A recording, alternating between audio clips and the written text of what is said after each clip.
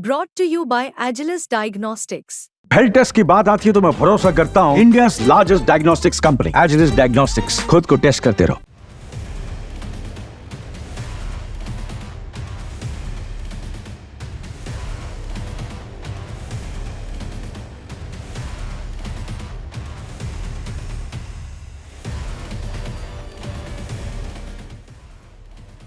भारत और चीन के बीच व्यापारिक संबंधों का नया दौर शुरू हो चुका है।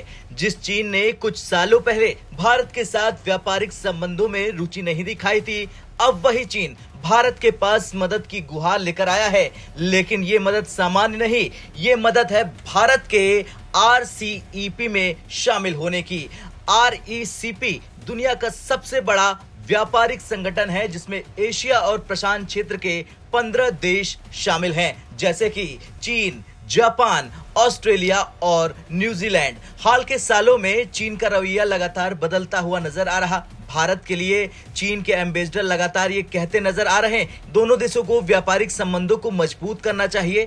यहां तक कि उन्होंने भारत से डायरेक्ट फ्लाइट शुरू करने और भारतीयों के लिए वीजा नियमों को सरल बनाने की मांग भी की है। लेकिन सबसे महत्वपूर्ण मांग है कि भारत RCEP में शामिल हो जाए। RCEP यानी रीजनल कॉम्प्रिहेंसिव इकोनॉमिक पार्टनरशिप, जिसका मुख्य उद्देश्य है सदस्य देशों के बीच व्यापार को आसान और सस्ता बनाया जाए। इसमें शामिल देशों के बीच टैक्स को कम कर दिया गया है ताकि व्यापारिक गतिविधियां बढ़ सके और सामान का आयात निर्यात आसानी से हो सके। यह संगठन खासकर छोटे और मध्यम उद्योगों के लिए फायदेमंद है, जो कि हमारे भारतीय उद्योगों का एक महत्वपूर्ण हिस्सा है।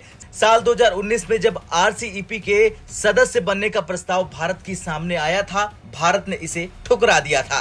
भारत को यह डर था कि इसके कारण भारतीय किसानों, छोटे व्यापारियों और स्थानीय उद्योगों पर बुरा असर पड़ सकता है।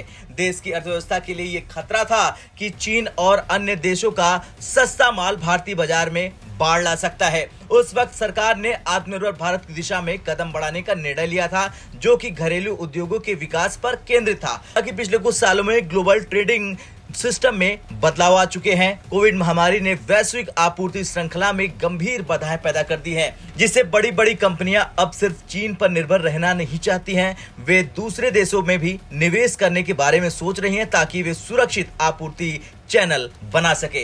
यही कारण है कि नीति आयोग के CEO BVR सुब्रमण्यम जैसे लोगों का मानना है कि भारत को अब RCEP में शामिल होना चाहिए। उनका कहना है कि इससे भारतीय मैन्युफैक्चरिंग उद्योगों को बड़ा बाजार मिलेगा और विदेशी कंपनियां भी भारत में अपना निवेश बढ़ाएगी, जिससे देश में रोजगार के नए अवसर उत्पन्न होंगे। इसके अलावा छोटे और मध्यम उद्योग भी अपनी उत्पादन क्षमता यानी कि प्रोडक्शन का उपयोग करके वैश्विक बाजार में कंपटीशन कर सकेंगी। अगर भारत इस प्रस्ताव को ठुकराता है तो कई आर्थिक अवसर छूट सकते हैं। हमारे पड़ोसी देश जैसे वियतनाम, इंडोनेशिया और थाईलैंड पहले से ही RCEP का हिस्सा हैं और उनके व्यापार में तेजी से वृद्धि हो रही। ये देश विदेशी निवेशकों के लिए आकर्षण का केंद्र बनते जा रहा। अगर भारत इस संगठन का हिस्सा नहीं बनता तो उसे एशिया और प्रशांत क्षेत्र के इन देशों के साथ व्यापार करने के लिए अधिक कठिनाइयों का सामना करना पड़ेगा।